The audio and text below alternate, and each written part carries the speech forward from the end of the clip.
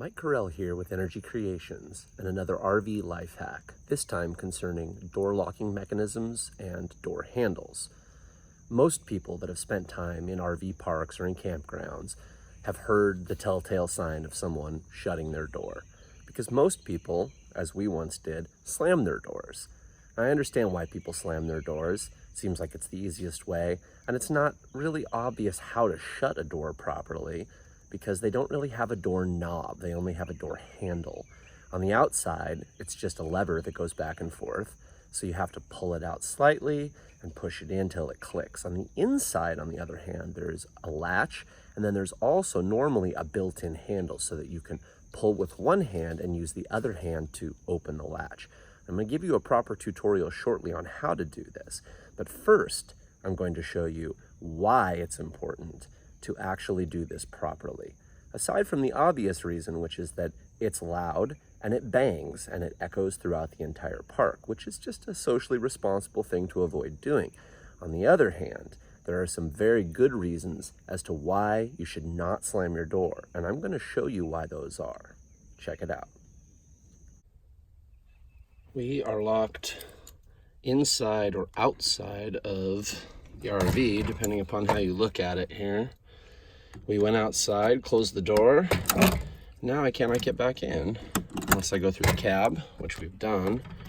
And now I'm trying to take the door apart from the inside so that we can actually open the door, because evidently it broke somewhere along the way between the last time it was opened and now. So I don't really know how to get it out of this, but I'm working on it. Fun never ends. Full-time RV life. This is how far I've gotten. Still can't get it out. Dremeled the whole entire backside off of it. And yet, it's still in there. There's the other half of it.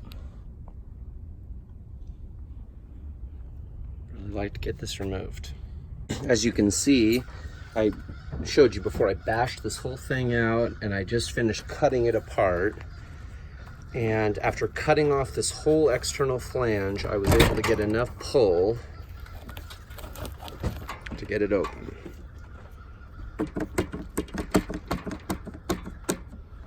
So, now to find a replacement for it. That took about 4 hours. Your day is determined for you in this lifestyle. This is our new door latch. As you can see, I got the mechanism out. We have to get a replacement, but as I mentioned earlier, we need a new tire on the car in order to drive far enough to get the replacement. So I got my bungee here, and the bungee goes, this is the screen door thing. There's the dogs inside. Hi, Brenya. And I have to reach in here and grab the bungee so that I can open the door, and then climb inside. Hi Lupe, hi Tula. And then I have to feed it around here like this so I can grab it. And you can see down here we've got this handy dandy bar that I'm hooking it to. And tonight that is our security and our way in and out, so we can potty the dogs. So now that you've seen that, you understand that it is a huge process to remove one of these, particularly if it has broken and is locked. Once that door shuts, if that inside lever breaks or any internal component breaks, you have a huge mess on your hands, and it's going to take you a significant amount of time to fix it, and it's going to take a lot of energy, and likely you're going to hurt yourself in the process. I was lucky I didn't cut myself on any of the shards of metal that were in there, but it would have been very easy to have done so. Now, I was super careful when I removed it, but still it took multiple days of messing around in order to ultimately get it fixed. What you'll find is that most of these door locking mechanisms and handles are pretty much identical. There are some small variations, but on the vast majority of pull behinds, bumper pulls as some people call them, fifth wheels, and also motorhomes or RVs, these are relatively consistent. When you go to an RV place, they're going to have pretty much a one-size-fits-all.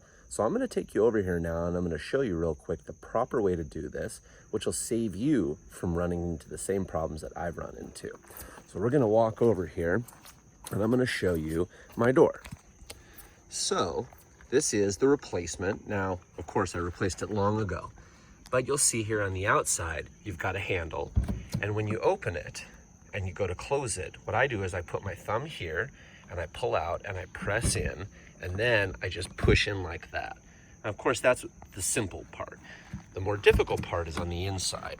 And you'll see here that there is a handle that actually does the latching and another handle here.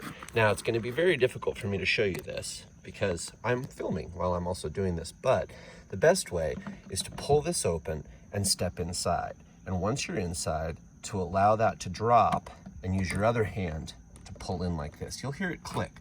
And the reason for this is because right here, inside of this, which of course you can't see, is a very, very thin piece of metal. And if it snaps off inside, this is going to be stuck open and your door is going to be stuck closed.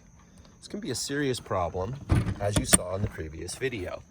So, again, I suggest that you make sure that you don't slam your door for everyone around you, as well as for the headache it's going to cause for you if you do.